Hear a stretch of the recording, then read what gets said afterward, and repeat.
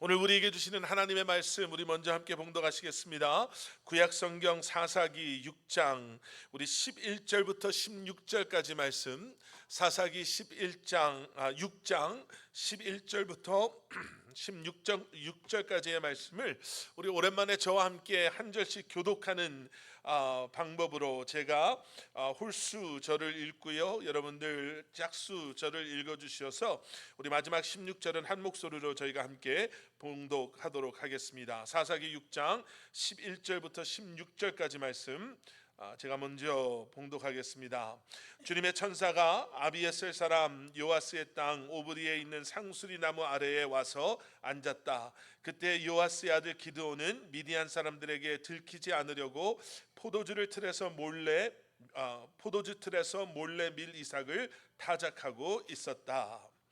주님의 천사가 그에게 나타나서 힘센 장사야, 주님께서 너와 함께 계신다고 말하였다. 그러자 기드온이 그에게 되물었다. 감히 여쭙습니다만 주님께서 우리와 함께 계신다면 어째서 우리가 이 모든 어려움을 겪습니까? 우리 조상이 우리에게 주님께서 놀라운 기적을 일으키시어 우리 백성을 이집트에서 인도해 내셨다고 말하였는데 그 모든 기적들이 다 어디에 있단 말입니까? 지금은 주님께서 우리를 버리시기까지 하셔서 우리가 미디안 사람의 손아귀에 넘어가고 말았습니다. 그러자 주님께서 그를 바라보시며 말씀하셨다.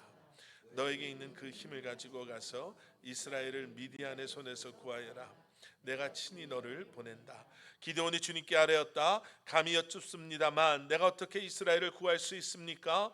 보시는 바와 같이 나의 가문은 므낫세 지파 가운데서도 가장 약하고 또 나는 아버지의 집에서도 가장 어린 사람입니다. 그러나 주님께서는 내가 반드시 너와 함께 있을 것이니 내가 미디안 사람들을 마치 한 사람을 쳐부수듯 쳐부술 것이다 하고 말씀하셨다. 아멘, 아멘. 자, 저희가 지금 보고 있는 이 사사기서에는요, 이 제목처럼 이스라엘이 가나안에 정착한 후 왕이 없던 시절에 이스라엘의 군사적 또는 정치적 지도자들이었던 사사들이 이제 등장합니다. 그 이름이랑 같이 가지요. 영어 성경에는요, 이 사사기를 저지스라고 이렇게 번역해 놨어요. 우리 한글로 직역을 하면 재판하는 사람, 판사 이런 의미의 단어입니다. 그래서 사사들은요, 그 왕이 없었을 때의 군사적, 정치적인 그런 것뿐만 아니라 아주 사사한 그러한 분쟁 속에서도 그들의 잘잘못을 이렇게 가려주는 그러한 역할까지 했던 그런 사람들이었습니다. 자, 그런 사람들 가운데 오늘 우리가 보고 있는 사사기 6장에서부터 9장까지의 말씀에는요, 우리가 많이 들어서 잘 아는 기드온이라는 사사가 등장합니다. 그리고 그의 아들 아비멜렉도 등장을 하지요. 그런데 이 사사기 안에는요, 사사기에 굉장히 독특한 흐름이 있습니다. 그리고 그 흐름은 새로운 사사들이 등장할 때마다 아주 똑같이 이렇게 소개가 돼요. 그 흐름은 무엇이냐면 하나님께서 허락하신 평안과 평화 속에 이스라엘 백성들이 점점 하나님을 잊고 세상을 쫓아가면서 살아가게 되죠. 죄를 범하는 거예요. 그리고 그 죄로 말미암아 그들이 고통을 받게 될 때 그들은 하나님을 찾습니다. 그리고 하나님은 그런 그들의 부르짖음을 들으시고 그들을 다시 한번 용서하시고 회복시켜 주심으로 그들로 하여금 또 평안과 평화의 시간을 누리게 하시죠. 그 시작이, 그 흐름이 이 기드온 때에도 똑같이 일어나요. 우리가 6장 1절로 돌아가서 보시면 6장이 이렇게 시작이 됩니다. 기드온에 대한 말씀이 나오기 전에 그 당시의 상황이 이렇게 설명이 돼요. 사사기 6장 1절 말씀, 이스라엘 자손이 주님께서 보시는 앞에서 악한 일을 저질렀다. 그래서 주님께서는 7해 동안 그들을 미디안의 손에 넘겨주셨다. 제가 아까 말씀드렸죠, 그 흐름이요. 이 사사기 5장으로 이렇게 가서 보시면 기드온 앞에 등장했던 사사들의 이야기가 이렇게 마무리가 돼요. 31절에 이러한 기도 마무리가 기록되어져 있습니다. 주님, 주님의 원수들은 이처럼 모두 망하고 주님을 사랑하는 사람들은 힘차게 떠오르는 해처럼 되게 하여 주십시오. 이게 이스라엘 백성들의 기도였어요. 하나님, 그동안 우리를 괴롭혔던 원수들을 모두 망하게 하시고 주님을 사랑하는 하나님의 사람들은 힘차게 떠오르는 해처럼 되게 하여 주시옵소서. 그리고 그 뒤에 뭐라고 나옵니까? 그 뒤로 그 땅에는 40년 동안 전쟁이 없이 평온하였다. 이렇게 이전의 사사기의 흐름이 마무리가 되는 거예요. 그들이 하나님 앞에 회개하고 하나님의 도움을 간구했을 때 하나님께서는 그들의 기도를 들으시고 그들의 원수를 망하게 하시고 하나님의 사람들로 하여금 떠오르는 해처럼 살게 하셨습니다. 그리고 그 결과 그들은 40년이나 되는 시간을 전쟁 없는 평온한 평화의 시간을 가질 수 있었습니다.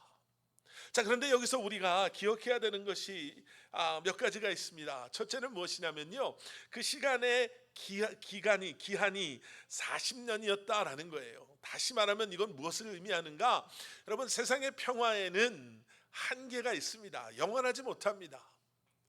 이렇게 40년이나 평화로운 시간을 쭉 보냈지만 언젠가는 그 평화의 시간이 끝나고 그때가 언제였는지 기억도 나지 않을 정도로 힘들고 어려운 시간이 찾아올 수 있다라는 거죠.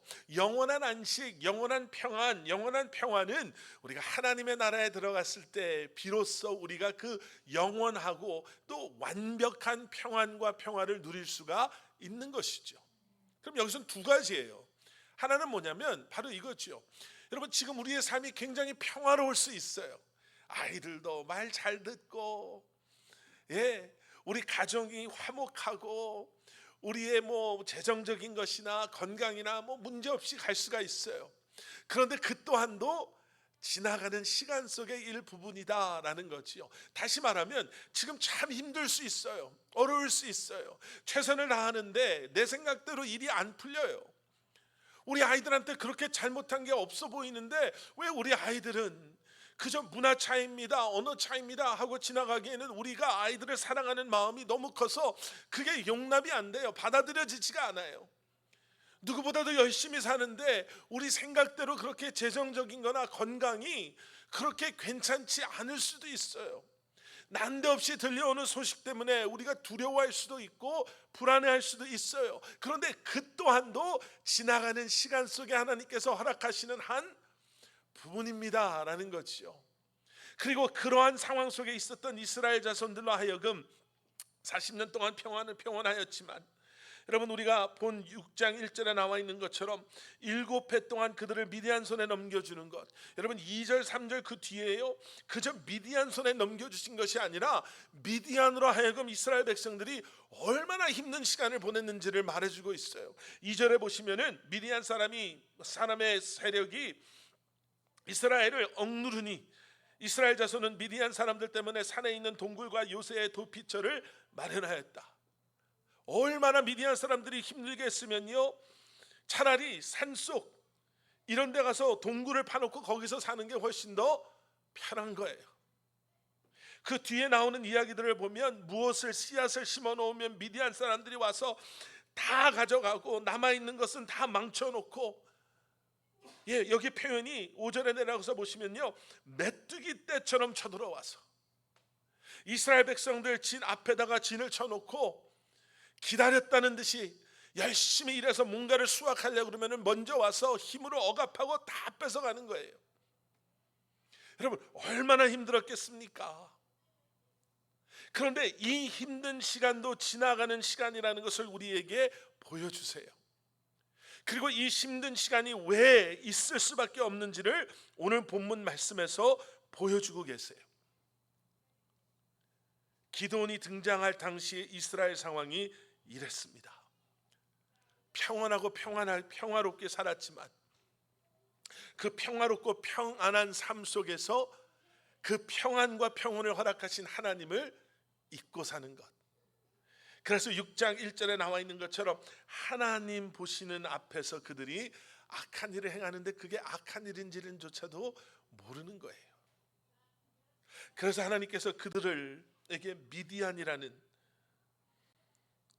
그러한 벌을 주세요. 그리고 우리가 본 것처럼 그러한 그들의 미디안 아래서의 삶은 너무너무 비참했습니다. 여러분, 여기에서 우리가 보게 되는 게 뭐냐면요, 6절 마지막 부분에 보면, 6절에 보면 이런 말씀이 있어요. 이스라엘이 미디안 때문에 전혀 길을 펴지 못하게 되자 마침내 이스라엘 자손이 주님께 울부짖었다. 여러분, 우리는 이 말씀을 보면서요, 야, 그래도 믿음이 있는 사람들은 다르구나라고 생각할 수 있는데요, 이 6절 말씀 안에 이미 그들의 이러한 행동이 무엇에 근거하였는가를 우리에게 보여주는 표현들이 있어요. 이런 거죠. 이스라엘이 미디안 때문에 전혀 길을 펴지 못하게 되자. 이게 무슨 말이에요? 자기 마음대로 하고자 하는 게 미디안 때문에 막혀버린 거예요. 그렇게 되니까 마침내, 그러니까 이 마침내라는 표현 속에도 우리가 좀 상상을 집어넣을 수가 있죠. 아마 할 수 있는 건 다 해봤을 거예요. 오늘 본문에서 본 것처럼 심지어는 이런 모습까지도, 기드온이 미디안 사람들에게 들키지 않으려고 하도 무슨 수확을 하면 다 뺏어가니까 안 들키려고 숨어서 포도주 틀에서 몰래 밀싹을 타작하는 그러한 모습들, 그러니까 하고자 한 건 다 해본 거예요. 근데 안 되니까 마침내 어떻게 해요? 이스라엘 자손이 주님께 울부짖었습니다. 여러분, 이 모습은요, 믿음의 부르짖음의 모습이 아니라 너무 힘이 들어서 자신을 힘들게 하는 요소보다 더 힘이 강한 사람을 찾는 그 행위 이상도 이하도 아닌, 어떻게 보면 아주 지극히 인간적인 모습이에요. 우리에게도 이런 모습이 있을 때가 있어요. 우리는 하나님을 신뢰합니다. 하나님이 오늘 우리가 불렀던 찬양처럼, 그 맨 처음에 불렀던 그 찬양처럼, 하나님이 나의 힘이요 나의 소망 되십니다 라고 우리는 고백하는데, 결국에 힘든 일이 닥치면, 어려운 일이 닥치면 우리는 어떻게 해서든지 우리 힘으로 해보려고, 어떻게 해서든지 이런 상황 속에서 나에게 도움이 줄 수 있는 사람이 누가 있을까, 이 힘들게, 나를 힘들게 하는 것보다 더 힘이 있는 존재가 무엇인가를 찾기에 급급할 때가 있다라는 거죠. 그래서 우리는 우리의 믿음의 신앙의 삶이 어떻게 돼요?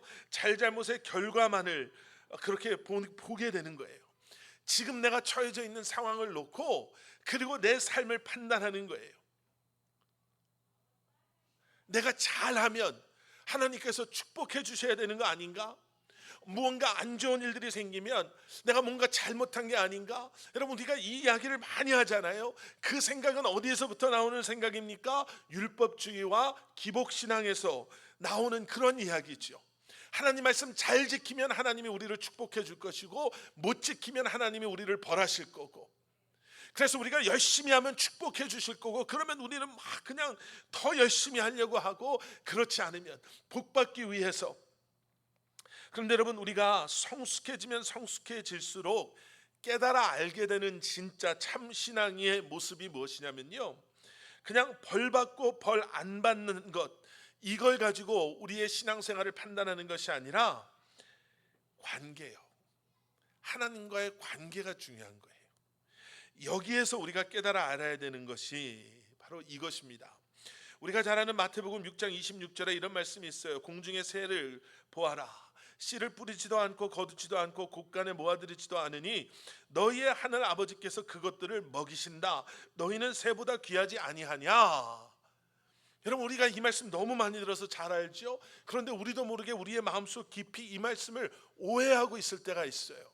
뭐냐면, 우리가 하나님께 귀한 존재라면, 그러면은 새도 이렇게 하나님께서 테이크 케어 하시는데, 우리가 그냥 대충 살아도, 그냥 하나님께서 우리가 씨를 뿌리지 않아도, 거두어 드리지 않아도, 곳간에 모아 드리지 않아도 하나님께서 우리의 삶을 다 책임져 주시는구나. 여러분, 이게 왜 우리가 오해하는 거냐면요, 우리 안에 이런 생각이 있잖아요. 우리의 생활이 힘들고 어려워지면 우리도 모르게 이 말씀을 우리가 다시 되새기는, 다시 고백하는 게 아니라, 이 말씀을 오해하고 있는 우리는 뭐라고 생각하기 시작하냐면, 아니, 하나님이 나를 사랑하시면, 아니, 공중의 새, 들꽃 이런 것도 하나님이 다 먹이시고 입히신다고 그랬는데, 왜 우리는 이렇게 먹는 거, 입는 것 이런 거 가지고 고민하면서 힘들어하면서 살게 하시나? 그럼 우리도 모르게 그렇게 생각할 때가 있어요. 그런데 마태복음 6장 26절의 말씀의 핵심은 너네가 아무것도 안 해도 하나님이 너희를 사랑하니까 너의 인생을 책임져 주실 것이다. 그러니까 괜찮아, 걱정하지 마, 염려하지 마가 아니라 여기에 핵심 메시지는 뭐예요? 너희는 귀하다예요. 귀하다가 핵심 메시지예요. 귀하기 때문에 우리가 잘못된 길을 가면 하나님께서는 그러한 우리를 돌이키시는 하나님이시라는 거예요. 우리가 지금 잘못된 길을 가고 있는지도 모른다면 하나님께서는 미디안 같은 사람들을 통해서 우리에게 힘들고 어려운 시간을 허락하심으로 말미암아 우리가 잘못된 길로 가고 있음을 깨달아 알고 마땅히 가야 할 길로 돌아서게 하신다는 거죠. 지금 하나님께서는 잘못된 이스라엘의 행동을 미디안을 통해서 벌하시는 것이 아니라, 너네는 벌받아 마땅한 존재야 라고 벌하시는 것이 아니라, 죄로 말미암아 깨어져 있는, 죄로 말미암아 그들과 하나님과의 관계가 깨어져 있었잖아요. 그 깨어진 관계를 미디안을 도구 삼으셔서 미디안을 통해서 회복시키시기를 원하신다는 거예요. 이게 여기에 메시지인 거예요. 여러분, 근본적인 관계의 회복 없는 고통스러운 상황에 모면은 복이 아닐 수도 있습니다. 이해가 되시나요? 근본적인 그 문제의 회복 없이 편안하게 사는 것이 복이 아닐 수도 있다는 거예요.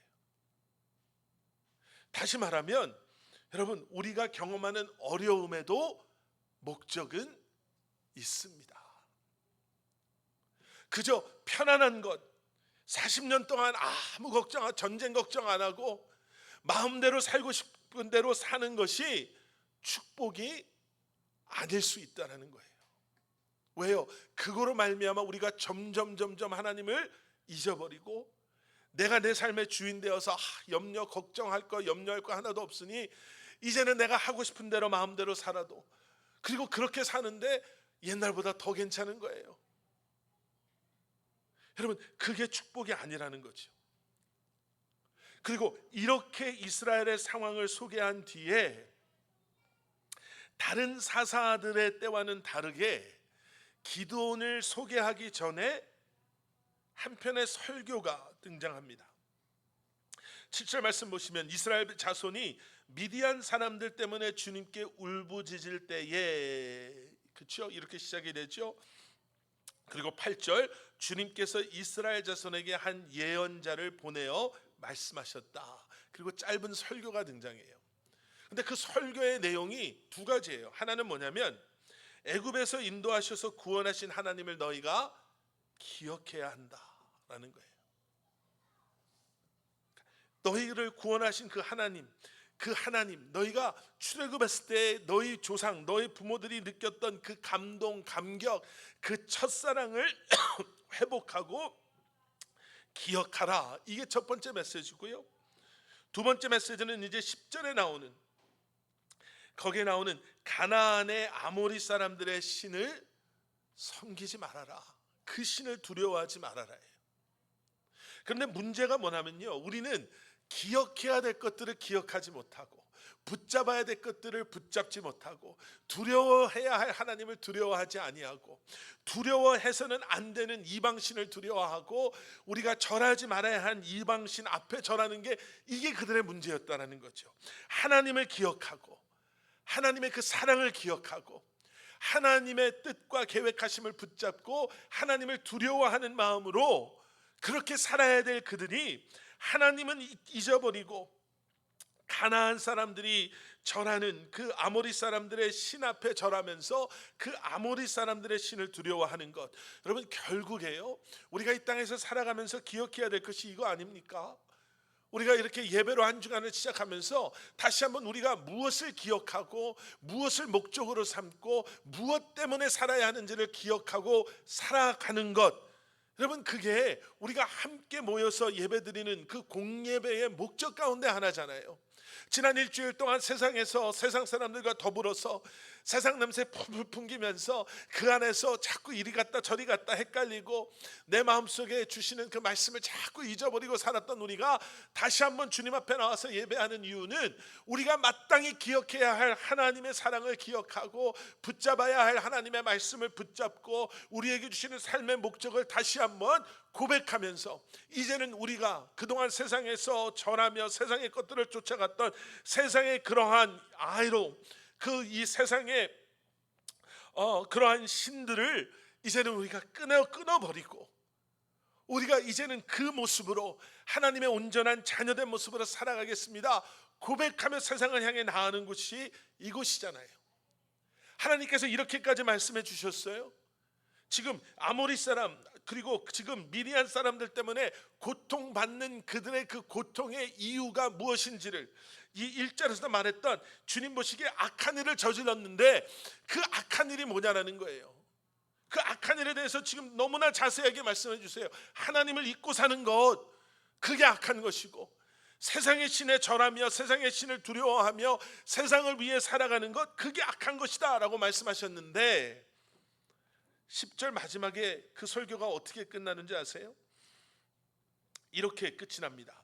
이렇게 말하였으나 너희는 내 말을 듣지 않았다. 설교가 이렇게 끝나요. 내가 이렇게까지 여러분 지금 이 6장 기드온을 부르시는 하나님 지금 그 앞에 우리가 반드시 짚고 넘어가야 하는 것들이 이거예요. 하나님은 그들의 기도를 들으시고 응답하시고 그들에게 평안을 허락하셨어요. 그런데 그 평안이 너무나 힘든 상황으로 바뀐 이유를 6장 1절에서는 그럼에도 불구하고 그 평안 속에서 그들이 하나님을 잊어버리고 하나님 보시기에 악을 행하였다. 이게 문제죠. 저희가 이제 다음 주에도 이 말씀을 계속 이어갈 텐데요. 분명히 하나님께서 그렇게 말씀하셨는데 기드온과 이스라엘 백성들은 뭐라고 말하는지 아세요? 하나님이 우리의 이 부르짖음을 안 들으셔서 하나님이 우리를 버리셔서 하나님이 우리와 함께하지 않으셔서 이런 일들이 일어나지 않았습니까?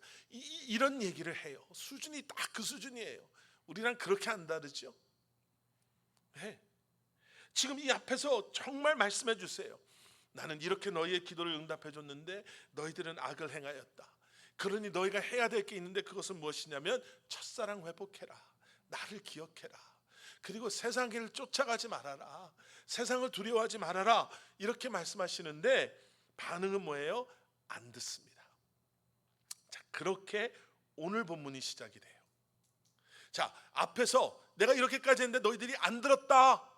너희들은 안 들었다. 그러면 그 다음에 내용이 어때야 될까요? 우리 아이들 키워보셔서 아시잖아요. 아이들이 잘못했을 때 얼마나 혼내기도 하고 겁도 주고 달래도 보고 이거 사줄게 저거 사줄게 이러다가 그래도 안 들으면 그럼 부모님의 뭐 저만 그럴 수도 있는데요. 저는 아직 좀 그래서 그러면은 우리의 반응이 어떻게 돼요? 그럼 니들 마음대로 해. 하고 싶은 대로 해. 너 그러다가 나중에 아빠한테 와가지고 뭐 이거 해달라 저거 해달라 이러지 마.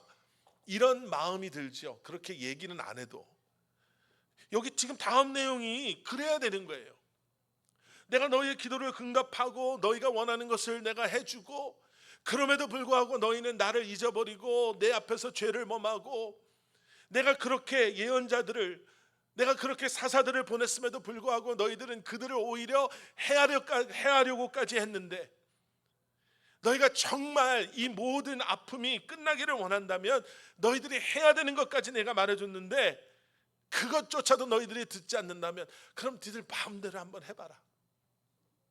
여러분 그런 내용이 나와야지. 너희들 그렇게 가면 망하는 거야. 이제 내가 너희들하고 이제 더 이상 상관 안 할 거야. 뭐 이런 내용이 나와야 되는데 선지자의 설교는 여기서 끝이 나고요. 11절부터 우리가 읽은 본문 말씀부터는 너무나 어울리지 않는 메시지가 시작이 돼요. 우리가 흔히 말하는 그럼에도의 말씀이 시작되는 거예요. 그럼에도가 뭐예요? 너희는 그렇게 했음에도 불구하고 나는 그렇게 안 하겠다. 이 말씀이 시작되면서요, 이 6장 11절부터 24절의 말씀을 쭉 읽어보시면 은혜라는 주제가 이제 팍 튀어나옵니다. 오늘 보면 11절에요, 여호와의 사자가, 우리가 가지고 있는 말씀에는 주님의 천사가 이렇게 시작이 돼요. 여기서 말하는 주님의 천사는 The angel of the Lord 이렇게 번역이 되는, 여기에 이 여호와의 사자 주님의 천사는요, 그냥 천사가 아니라 성육신 하시기 전에 예수 그리스도라고 대부분의 신학자들이 이야기합니다. 뭐에 근거해서요? 22절에 23절에 가서 보시면 기드온이 이 주님의 천사가 누군가라는 것을 알게 돼요. 그러면서 22절에 뭐라고 나오냐면 기드온은 그가 주님의 천사라는 것을 알고 어떻게 반응합니까? 떨면서 말하였다. 주 하나님, 내가 주님의 천사를 대면하여 배웠습니다. 23절, 그러자 주님께서 그에게 말씀하셨다. 안심하여라, 두려워하지 말아라, 너는 죽지 않는다. 이렇게 말해요. 우리가 구약 성경을 통해서, 말씀을 통해서 알죠? 구약 성경에 등장하는 것은 무엇이냐면 하나님을 대면하면 죽는다라는 게 분명했어요. 그러니 하나님인지 몰랐을 때의 기드온과 이분이 그냥 천사가 아니구나, 그냥 메신저가 아니구나, 하나님이시구나 라는 것을 깨달아 알았을 때에 고백하고 반응하는 것이 완전히 달라지죠. 그리고 안 죽을 거니까 걱정하지 마, 이렇게 말씀해 주세요. 자, 오늘 본문의 시작에 여호와의 사자 주님의 천사와 기드온이 이 11절에 등장합니다. 그런데 11절에 등장하는 주님의 천사와 이 기드온의 모습이 너무 달라요. 어떻게 다릅니까? 여호와의 천사는요, 아비아셀 사람 요아스의 땅 오브리에 있는 상수리 나무 아래에 와서 앉습니다. 이 상수리 나무가 굉장히 중요한 의미를 가지고 있어요. 그 당시 가나안 이 미디안 사람들은요, 그들의 신을, 우상을 상수리 나무 아래에서 섬겼어요. 지금 예수님께서 이 상수리 나무에 와서 딱 앉으신다는 건 뭐예요? 지금 선전포고 하시는 거예요. 지금 정면 승부를 예고하시는 거예요. 그동안 너희가 물론 내 백성들의 죄로 말미암아 내가 너희에게 그들을 내어주기는 했지만 이제는 내가 이들을 회복할 거야, 내가 할 거야 라는 것을 분명히 말씀하시면서요, 이것을 통해서 내가 하나님임을 모두가 알게 할 거야 라는 것을 지금 너무나, 어떻게 보면 영화로 보면은요, 뒤에 우리 어벤져스 그 마지막에 그 다 시간 속에 없어졌던 어벤져스들이 다시 나타날 때 그 웅장한 음악 나오는 거 있잖아요. 완전 그런 음악이 뒤에 깔려 있는 그런 모습으로 예수님께서 거기에 딱 앉으시는 거예요. 그때 기드온은 어떻게 했을까? 말씀을 계속해서 읽어보면요, 기드온은 미디안 사람들에게 들키지 않으려고 포도주 틀에서 몰래 미리삭을 타작하고 있었다. 왜요? 앞에 설명드렸잖아요.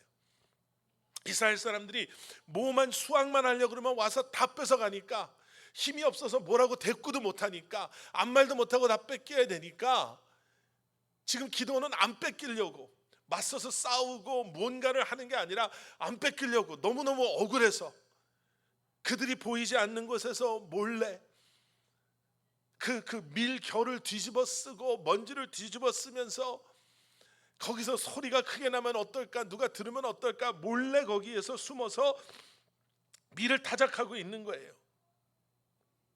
자, 그런데 여기서 놀라운 일이 또 하나 일어났죠. 그런 기드온을 찾아오셨어요. 주님의 천사가 뭐라고 말씀하시냐면 12절의 말씀, 힘센 장사야 이렇게 부르세요. 지금 기드온에게는요, 힘센 장사, 다른 성경에는 큰 용사야 이렇게 부르시는데요, 큰 용사, 힘센 무슨 장사의 모습은 보이지 않아요. 최소한 그 정도 불리려면 거기 숨어서 콜록거리면서 밀타작하고 있으면 안 되죠. 이것 뺏으러 오면 내가 목숨을 걸고 싸워서 한번 해보자. 최소한 싸우다가 져서 쫓겨가는 한이 있더라도 이런 뭔가 힘, 용기의 모습을 보여줘야 되는데, 그렇지 못한 기드온을 향해서 큰 용사야, 힘센 장사야 이렇게 불러요.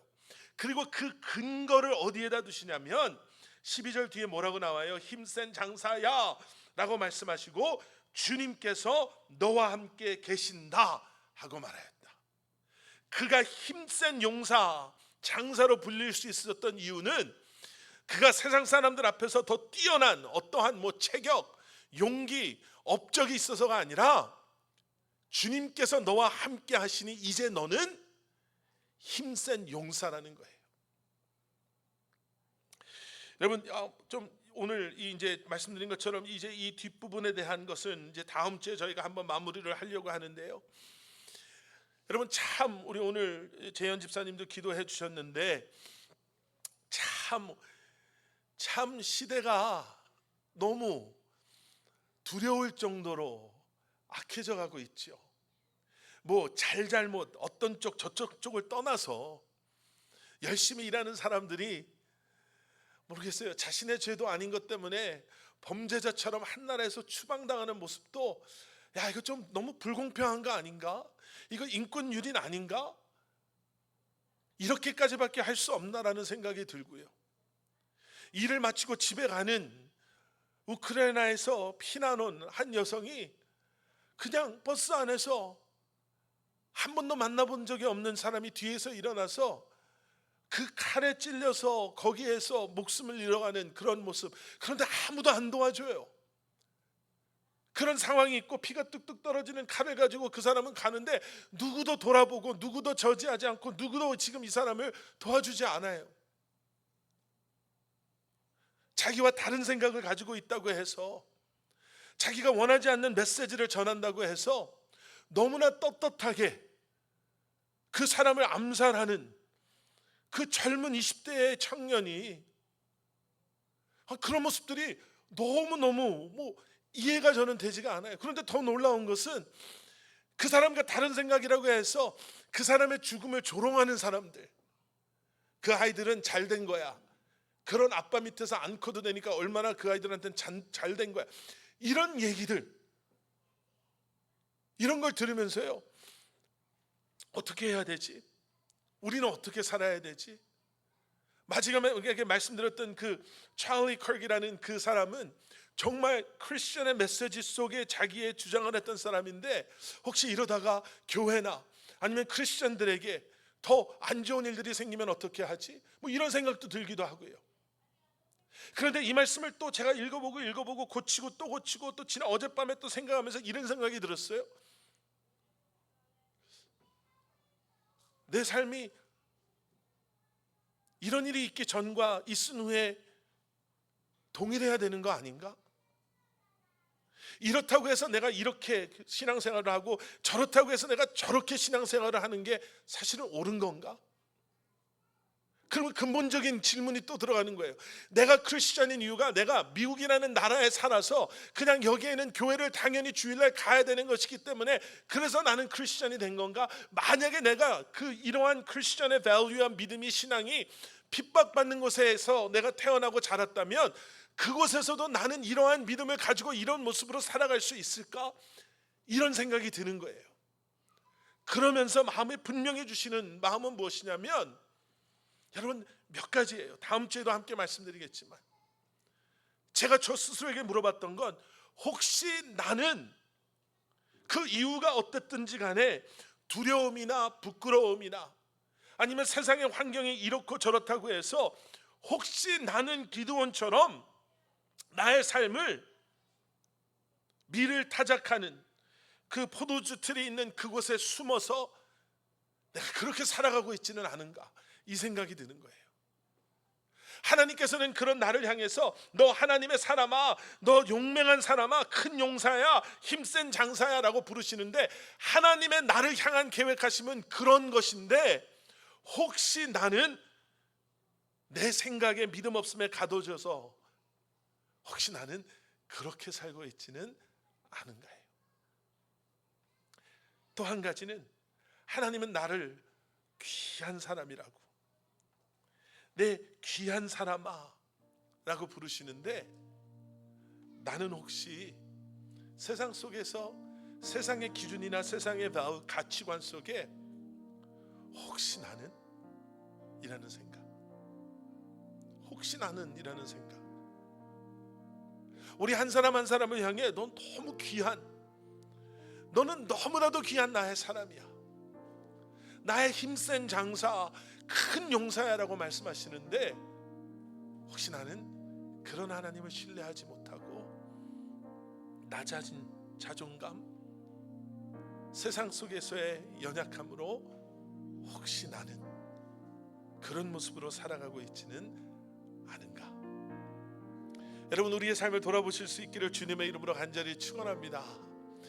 비록 우리가 여기서 아무도 몰라주고, 비록 우리의 삶이 내 눈에도 별 볼 일 없이 보일 수 있지만, 여러분, 제가 며칠 전 하루를 여는 말씀 영상 속에서도 말씀드렸죠.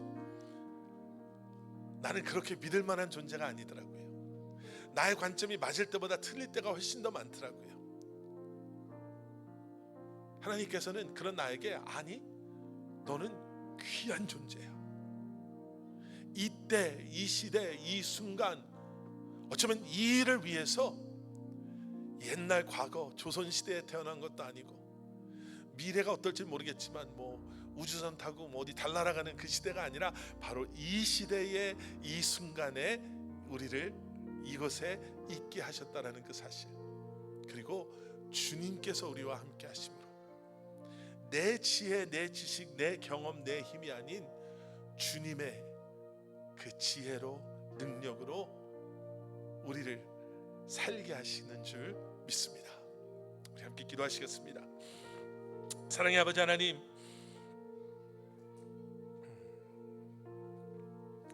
우리는 참 많이 연약하고 많이 부족합니다. 그저 내 안에, 내 버블 안에 그저 만족하며 살아갈 때가 얼마나 많이 있는지 모릅니다. 그런데 하나님, 우리의 지경을 넓히시고 우리의 믿음을 더 깊게 하심으로 다시 한번 흔들리지 않는 믿음으로 주님 앞에 나아가는 저희들이 되게 하여 주시옵소서. 우리가 세상의 모든 문제를 바꿀 수는, 해결할 수는 없지만, 감히 우리가 세상의 모든 고통과 아픔 속에 있는 사람들의 아픔과 고통을 우리가 해결할 수는 없지만, 하나님께서는 하나님의 계획하심 가운데 분명히 우리도 부르셨고 우리 교회도 택하심으로 우리에게 맡겨주신 그 역할을, 소명을, 사명을 감당케 하심으로 하나님의 계획하신 그 선한 일을 이루실 것임을 우리를 하여금 기억하고 믿게 하심으로, 이번 이 한 주간도 주님 다시 한번 세상 그 누구보다도 담대한 삶을 살게 하시고 확신의 삶을 살게 하시고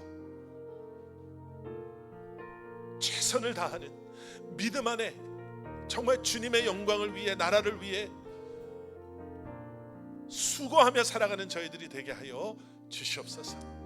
머리 숙인 사랑하는 성도님들 한 분 한 분에게 주님의 마음을 허락하시고 주님의 지혜와 능력을 허락하여 주시옵소서. 예수 그리스도 이름 받들어 간절히 기도드렸사옵나이다.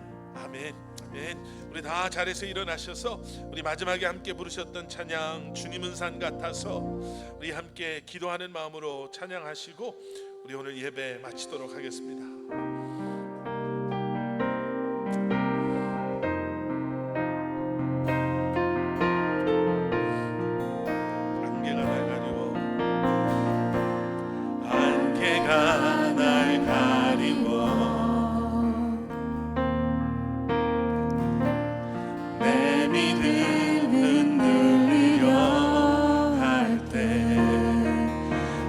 주님께 나